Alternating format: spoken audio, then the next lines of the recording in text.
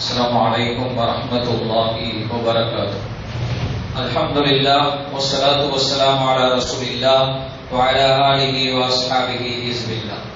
கண்ணியத்திற்குரிய அல்லாஹ் நல்லடியார்களே, நாம் தொடர்ந்து இந்த அதிகாலை சிந்தனை வழியாக அண்ணல் நபி ஸல்லல்லாஹு அலைஹி வஸல்லம் அவருடைய அருமை வரலாற்றை அதன் படிப்பினைகளோடு பார்த்து வருகிறோம்.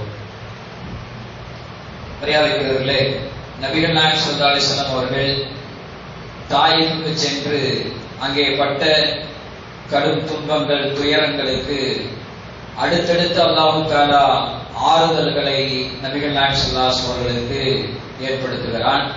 அதில் ஒன்று, வருகிற வழியில் அத்தாஸ் ரலியல்லாஹு அன்ஹு அவர்கள், அவர் கிறிஸ்தவராக இருந்தார், அவர் இஸ்லாத்தை ஏற்றுக்கொண்டார்.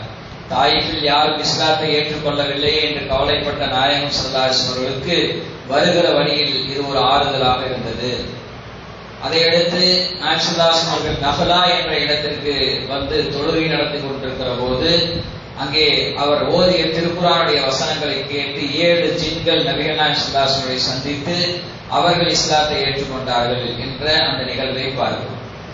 அதற்கடுத்து நாயகம் ஸல்லல்லாஹு அலைஹி வஸல்லம் அவர்கள் மக்காவிலே துயரப்பட்டும் துன்பப்பட்டு கொண்டிருந்த போது குறைஷிகளால் அவர்களுக்கு மேலும் ஆறுதலாக மதீனாவிலிருந்து வந்து 7 நபர்கள் அவர்கள் நபிகள் நாயகம் ஸல்லல்லாஹு அலைஹி வஸல்லம் அவர்களிடத்தை சந்தித்து அவர்களிடத்திலே இஸ்லாத்தை ஏற்றுக்கொண்டு அங்கே ஒரு உடன்படிக்கை செய்தார்கள். அதுதான் முதல் அகபா உடன்படிக்கை என்று நாம் சொன்னோம்.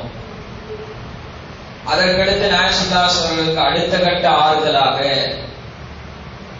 அபூ தாலிபின் மரணம், கதீஜா ரலியல்லாஹு அன்ஹா அவருடைய மரணம், தாயிஃபில் பட்ட பெரும் துயரம், இந்த கவலைகளை எல்லாம் நீக்குகிற விதத்திலே நாயகம் ஸல்லல்லாஹு அலைஹி வஸல்லம் அவர்களுக்கு ஆறுதல் சொல்வதற்கு அல்லாஹ்வை தவிர அகிலத்தில் வேறு யாரும் இல்லை என்ற காரணத்தினால் அல்லாஹ் தஆலா நாயகம் ஸல்லல்லாஹு அலைஹி வஸல்லம் அவர்களை மிஅராஜ் என்கிற பயணத்திற்கு அழைத்து நாயகம் ஸல்லல்லாஹு அலைஹி வஸல்லம் அவர்களை நேரடியாக அவர்களுக்கு ஆறுதல் சொன்னான்.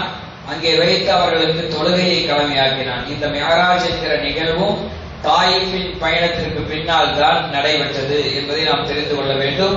மிஅராஜ் பயணம் குறித்து நிறைய நாம் கேள்விப்பட்டிருக்கிற காரணத்தினாலே அது சம்பந்தமான விவரங்களுக்குள் நாம் போகவில்லை. இன்னும் நீண்டு கொண்டே போகும் வரலாறு என்ற காரணத்தினாலே நாம் தெரிந்த விஷயங்களை ஓரளவுக்கு இந்த வரலாற்றை சொல்வதனுடைய நோக்கம் என்னவென்றால், நாயகம் ஸல்லல்லாஹு அலைஹி வஸல்லம் வரலாற்றை நாம் தெரிந்து வைத்திருக்கிறோம், அங்கிருந்து இங்கிருந்து கொஞ்சம் கொஞ்சமாக தெரிந்து வைத்திருக்கிறோம்.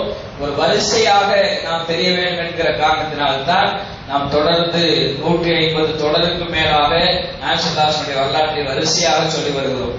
இந்த மிஅராஜ் என்கிற பயணம் நபிகள் நாயகம் ஸல்லல்லாஹு அலைஹி வஸல்லம் தாயிஃபின் பட்ட அடிக்கு பிறகு நாயகம் ஸல்லல்லாஹு அலைஹி வஸல்லம் அவர்களுக்கு ஆறுதலுக்காக நடைபெற்றது என்பதை நாம் புரிந்து கொள்ள வேண்டும். அடுத்து மரியாதைக்குரியவர்களே, முதலாவதாக ஒரு உடன்படிக்கையை நபிகள் நாயகம் ஸல்லல்லாஹு அலைஹி வஸல்லம் அவர்கள் மதீனாவாசிகளோடு செய்தார்கள். அப்போது அந்த உடன்படிக்கையில் கலந்து கொண்டவர்கள் 7 பேர்கள் மட்டுமே. நாயகம் ஸல்லல்லாஹு அலைஹி வஸல்லம் அவர்கள் நபியாக பொறுப்பேற்று 13வது ஆண்டில் மதீனாவிலே இஸ்லாம் பரவி முஸ்லிம்கள் மகிழ்ச்சியாக இருந்தாலும், என்றால் இங்கிருந்து முஸ்அப் இப்னு உமைர் ரலியல்லாஹு அன்ஹு அவர்களை நாயகம் ஸல்லல்லாஹு அலைஹி வஸல்லம் அனுப்பி வைத்தார்கள். அந்த 7 நபர்களோடு அவர் போய் அங்கே குர்ஆனை கற்றுத்தந்து இஸ்லாத்தை மக்களுக்கு எட்டி வைத்துக் கொண்டிருந்தார். மதீனாவின் ஒவ்வொரு வீடுகளுக்குள்ளாகவும் இஸ்லாம் புகுந்தது. குறைஷிகளின் அந்த மகிழ்ச்சியாக முஸ்லிம்கள் இருந்தாலும் கூட குறைஷிகளின் அடக்குமுறையையும் தீங்கையும் எதிர்கொண்டு நாயகம் ஸல்லல்லாஹு அலைஹி வஸல்லம் அவர்கள் மக்காவில் தங்கியே இருந்தார்கள். மக்காவிலே இருந்தார்கள் நாயகம் ஸல்லல்லாஹு அலைஹி வஸல்லம் அவர்கள். அங்கே அவர்களுக்கு குறைஷிகளின் மூலமாக எதிர்ப்பு வந்து கொண்டே இருந்தது. நாயகம் ஸல்லல்லாஹு அலைஹி வஸல்லம் அவர்கள் அப்படி மக்காவில் இருந்த சமயத்திலே அன்சாரிகள் இருந்து ஒரு தூதுக்குழு, மதீனாவிலிருந்து ஒரு தூதுக்குழு நாயகம் ஸல்லல்லாஹு அலைஹி வஸல்லம் சந்தித்து உடன்படிக்கை செய்தார்கள். இது 2வது அக்கபா உடன்படிக்கை என்று சொல்லப்படும். நம்ம அந்த 7 பேர் செய்த உடன்படிக்கை என்பது முதலாவது அக்கபா உடன்படிக்கை. இந்த 2வதாக செய்த உடன்படிக்கையில் 70க்கும் அதிகமான நபர்கள் இருந்தார்கள், 73 பேர் இருந்தார்கள். அந்த உடன்படிக்கைக்கு 2வது அக்கபா உடன்படிக்கை என்று சொல்லப்படும். இதற்கு பைஅத்துல் அகபத்துல் குப்ரா, இஸ்லாத்திலே இதற்கு மிகப்பெரிய உடன்படிக்கை என்றும் இதற்கு ஒரு பெயர் சொல்லப்படும். இந்த உடன்படிக்கையில் கலந்து கொண்ட ஜாபிர் இப்னு அப்துல்லா ரலியல்லாஹு அன்ஹு அவர்கள் இந்த செய்தியை அறிவிக்கிறார்கள். அஹ்மத் என்ற கிரந்தத்திலே இந்த செய்தி பதிவு செய்யப்பட்டிருக்கிறது. அல்லாஹ்வின் தூதர் ஸல்லல்லாஹு அலைஹி வஸல்லம் அவர்கள் மக்காவில் 10 ஆண்டுகள் தங்கியிருந்தார்கள். உக்காத் மற்றும் மஜின்னா போன்ற சந்தை பகுதிகளுக்கு வருகிற மக்களிடத்திலெல்லாம் அவர்களை சந்தித்து, அவர்கள் தங்கியிருக்கிற கூடாரங்களுக்கு சென்று சந்தித்து இஸ்லாத்தை பற்றி எடுத்து சொன்னார்கள். மக்காவிலே குறைஷிகள் ஏற்றுக்கொள்ளவில்லை. அவர்கள் பெரும் துயரத்தை தந்து கொண்டிருந்தார்கள். நாயசுல்லாஸ் அவர்களுக்கு வெளியூர்களில் இருந்து அந்த உக்கால் என்கிற சந்தை மக்காவிலே இருக்கிறது, மஜின்னா என்கிற சந்தை இருக்கிறது. இந்த இடங்களுக்கு வெளியூர்களெல்லாம் மக்கள் சந்தைக்கு வியாபாரத்துக்காக வருவார்கள். அவர்கள் தங்கியிருந்து வியாபாரம் செய்வார்கள். அப்படி அவர்கள் தங்கியிருக்கிற கூடாரங்களுக்கெல்லாம் சென்று நாயசுல்லாஸ் அவர்கள் இரவு பகல் பாராது சென்று அவர்களிடத்திலே இஸ்லாத்தை எடுத்து சொல்லிக் கொண்டிருந்தார்கள். அதே போல ஹஜ்ஜி என்கிற செயல்பாடு அந்த காலத்திலேயும் இருந்தது. அது ஒரு வித்தியாசமான நடைமுறையில நடந்து கொண்டிருந்தது. அப்படி ஹஜ்ஜுக்காக வெளியூரிலிருந்தெல்லாம் மக்கள் வந்து சேருகிற போது அவர்கள் மினாவிலே தங்கி கூடாரம் அடித்திருப்பார்கள்.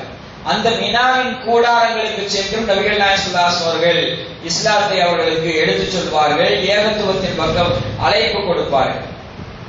அப்படிப்பட்ட காலத்தில் இங்கே மதீனாவிலிருந்து வந்த இந்த 70 பேர் அங்கே அவர்கள் தங்கி இருக்கிறார்கள். அப்ப நாயகம் ஸல்லல்லாஹு அலைஹி வஸல்லம் அவர்கள் அங்கே போய் அந்த மினாவில் தங்கி இருக்கிற அந்த கூடாரத்துக்கு நின்று நாயசுல்லாஸ் சொல்வார்கள், மை யுமீனி மை யன்சுருனி ஹத்தா உபல்லிக ரிசாலத் ரப்பி வலகுல் ஜன்னா.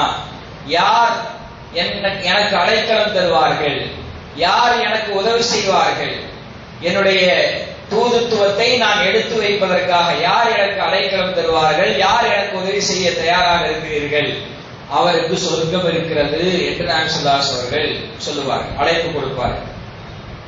யமன் அல்லது முதற் பகுதியிலிருந்து ஒரு மனிதர் வந்து குறைஷ் இனத்தை சார்ந்த ஒரு இளைஞனிடம் நீங்கள் எச்சரிக்கையாக இருங்கள் என்று சொல்லிவிட்டு போயிடுவார். அப்பவும் என்ன செய்ய மாட்டாங்க, ரசூலுல்லாவை நிம்மதியாக ஏகத்துவ பிரச்சாரத்தை செய்ய விட மாட்டார்கள். வந்து அவர்களிடத்துல வந்து இவங்க எச்சரிக்கை செய்துட்டு போயிடுவார். குறைஷிலிருந்து ஒரு இளைஞர் வருவார், அவர் இப்படியெல்லாம் நம்முடைய வழிபாடுகளுக்கு மாற்றமாக அவர் சொல்வார், அவரிடத்திலே நீங்கள் ஜாக்கிரதையாக எச்சரிக்கையாக இருங்கள் என்று சொல்லிவிட்டு போயிடுவார். அவர் உங்களை வழிதவர செய்து விடுவார் என்று அவர் சொல்லிவிட்டு போயிடுவார்.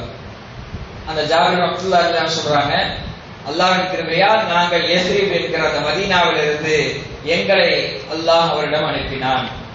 எங்களின் ஒவ்வொரு வீட்டிலும் இஸ்லாம் நுழைந்து விட்டது. நாங்கள் ஒன்று கூடி ஆலோசனை செய்தோம். நபிகள் நாயகம் ஸல்லல்லாஹு அலைஹி வஸல்லம் அவர்கள் எத்தனை நாள் தான் துன்பப்படுவார்கள். மதீனாவிலேயே ஆலோசனை பண்றாங்க. இந்த 70 பேரும் 73 பேரும் மதீனாவிலேயே ஆலோசனை செய்துவிட்டு தான் வருகிறார்கள். அவர்கள் இஸ்லாத்தை ஏற்றுக்கொள்ள வரவில்லை, அங்கேயே அவர்கள் இஸ்லாத்தை ஏற்றுக்கொண்டு விட்டார்கள். நாயகம் ஸல்லல்லாஹு அலைஹி வஸல்லம் வந்து ஒரு ஒப்பந்த உடன்படிக்கை செய்வதற்காக அங்கிருந்து கிளம்பி வருகிறார்கள். அவர்கள் அங்கே ஆலோசனை செய்கிறார்கள். நாயகம் ஸல்லல்லாஹு அலைஹி வஸல்லம் எத்தனை நாள் தான் மக்காவிலே இருந்து கஷ்டப்படுவார்கள், துன்பப்படுவார்கள். எனவே நாம் அவருக்கு ஆறுதலாக அவரை சந்திக்க செல்வோம் என்று முடிவெடுத்து நாங்கள் அந்த ஹஜ்ஜினுடைய யாத்திரை காலத்தில் 70 பேர் நாங்கள் பயணம் செய்து அகபா என்கிற கணவாயில் நாயகம் ஸல்லல்லாஹு அலைஹி வஸல்லம் அவர்களை சந்தித்தோம். நாங்க அப்ப சந்திக்கிற போது கூட நாங்கள் கூட்டமாக செல்லவில்லை, 2 பேராக போனோம். கூட்டமா போனா எல்லாரும் எங்க கூட்டமா போறீங்கன்னு சொல்லி குறைஷிகள் இடையூறு தந்து விடுவார்கள் என்று சொல்லி நாங்கள் 2 பேராக சென்று போய் அந்த கணவாயிலே நாங்கள் எல்லோரும் ஒன்று சேர்ந்தோம். அங்கே போய் நாயகம் ஸல்லல்லாஹு அலைஹி வஸல்லம் அவர்களை சந்தித்து நாயகம் ஸல்லல்லாஹு அலைஹி வஸல்லம் அவர்களிடத்திலே சந்தித்து நாங்கள் உங்களிடத்திலே நீங்கள் என்னிடத்தில் ஒப்பந்தம் செய்து கொள்ளுங்கள் என்று நபிகள் நாயகம் ஸல்லல்லாஹு அலைஹி வஸல்லம் சொன்னார்கள். நாயகம் ஸல்லல்லாஹு அலைஹி வஸல்லம் நாங்கள் எந்த அடிப்படையில் ஒப்பந்தம் செய்வது, பைஅத் செய்வது என்று நாங்கள் கேட்டோம். இப்ப நாயகம் ஸல்லல்லாஹு அலைஹி வஸல்லம் சொன்னார்கள், அலஸ்ஸம்இ வத்தாஆ ஃபின் மிஷாத்தி வல் கஸ்ர். அதாவது உங்களுக்கு கஷ்டமாக இருக்கிற சூழ்நிலையிலையும் மகிழ்ச்சியாக இருக்கிற சூழ்நிலையிலையும் எந்த நிலையாக இருந்தாலும் நீங்கள் செவியேற்று ஏற்றுக்கொள்ள வேண்டும், செவியேற்று கட்டுப்பட வேண்டும் எனக்கு என்று நீங்கள் ஒப்பந்தம் செய்தார்கள். அதே போல வஅலன் நஃபகத்தி ஃபில் உஸ்ரி வல் யுஸ்ர், உங்களுக்கு கஷ்டமாக இருந்தாலும் சரி, நீங்கள் மகிழ்ச்சியாக இருந்தாலும் சரி, நல்லபடியில் செலவு செய்வோம் என்பதற்காக வேண்டிய இடத்தில் ஒப்பந்தம் செய்து கொள்ளுங்கள். வஅலா அன் தகூலு ஃபில்லாஹி லா தஅஹுதுக்கும் ஃபில்லாஹி லௌமத லாயிம். அல்லாஹ்வுடைய விஷயத்திலே எங்களுக்கு யார் என்ன பழிச்சொல் சொன்னாலும் அதிலே நாங்கள் உறுதியாக இருப்போம் என்று நீங்கள் இடத்தில் ஒப்பந்தம் செய்து தர வேண்டும் என்றார்கள் நாயகம் ஸல்லல்லாஹு அலைஹி வஸல்லம் அவர்கள். அதே போல வஅலா தன்சுருனி இதா கத்தம்த இலைக்கும்,